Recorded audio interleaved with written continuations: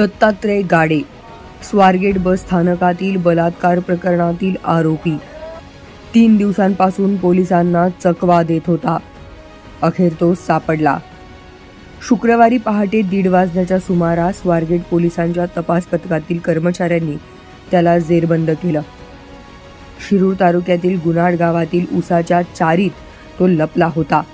स्वारगेट पोलिसांच्या तपास पथकातील कर्मचारी शंकर संपते, सागर केकान, नाना गांदुर्गे, कुंदन शेंदे आणि सुजय पवार या पोलीस कर्मचाऱ्यांनी त्याला शिताफीने पकडलं. कसा जेरबंद झाला हा स्वारगेट बलात्कार प्रकरणातील नराधम, पाहुयात या व्हिडिओच्या माध्यमातून. मंगळवारी पहाटे 6 वाजण्याच्या सुमारास ही बलात्काराची घटना घडली होती. 26 वर्षीय काउन्सिलर असलेली तरुणी लोणंद या मूळ गावी जाण्यासाठी पहाटे 5:30 वाजता स्वारगेट बस स्थानकावर आली होती.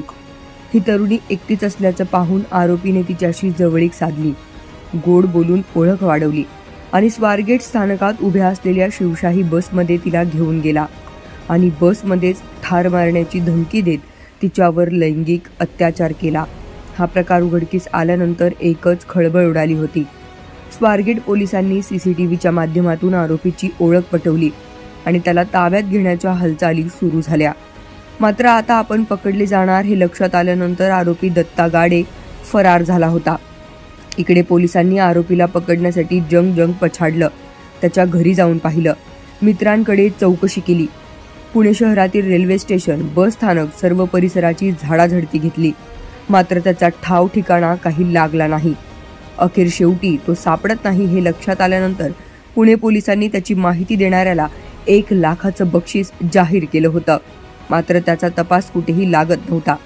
इकडे पोलिसांवर टीकेची झोड उडाली होती. पोलिसांच्या कार्यक्षमतेवर प्रश्नचिन्ह निर्माण केले जाऊ लागले. तर दुसरीकडे पोलीस पूर्ण ताकदीने त्याचा शोध घेत होते. तपासादरम्यान त्याचं शेवटचं लोकेशन हे त्याचं मूळ गाव असलेलं गुन्हाड या गावात आढळलं. बुधवारी रात्री तो शेवटचा याच गावात दिसल्याचं ग्रामस्थांनी सांगितलं आणि त्यानंतर पुणे पोलिसांनी या गावाभोवती आपलं लक्ष केंद्रित केलं. गुरुवारी दुपारीच 150 ते 200 पोलीस गुन्हाड गावात दाखल झाले आणि त्यानंतर सुरू झाली सर्च मोहीम. गुन्हाड गावातील प्रत्येक छोट्या मोठ्या ठिकाणी दत्ता गाडेचा शोध सुरू झाला. या गावाच्या आजूबाजूला उसाची शेती आहे. आरोपी या उसाच्या शेतात लपला असावा अशी शक्यता गृहीत धरून शोध सुरू झाला. उसाच्या शेतात जाऊन खबरदारी बाळगत पोलीस त्याचा शोध घेऊ लागले. जमिनीवरून पोलीस तर आकाशातून ड्रोन या नराधमाचा शोध घेत होते. मात्र हाती काहीच लागत नव्हतं. जसा जसा अंधार पडू लागला तसा तसा पोलिसांच्या चिंतेत मात्र वाढ झाली. शिरूर तालुक्यातील हे गाव बिबट्याचा वावर असलेलं क्षेत्र म्हणून ओळखलं जातं. त्यामुळे बिबट्याची भीती वेगळीच होती. शेवटी कुठलाही धोका नको म्हणून सायंकाळी 7 नंतर अंधार पडताच पोलिसांच्या शोध मोहिमेला काहीसा ब्रेक लागला आणि आरोपी सापडण्याची शक्यता आणखीन धुसर झाली. मात्र असं असलं तरीही पोलिसांनी अजूनही आशा सोडली नव्हती.